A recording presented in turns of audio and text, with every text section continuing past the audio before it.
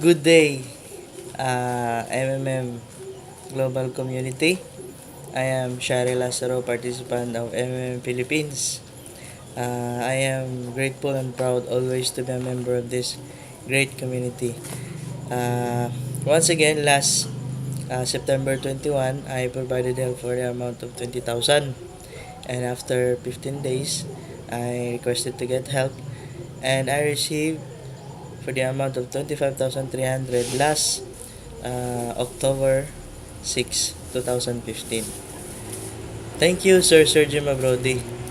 I am proud of you and I am grateful and thankful that you created this system. Thank you to my donor who provide the amount that I needed. Uh, I know together we will change the world.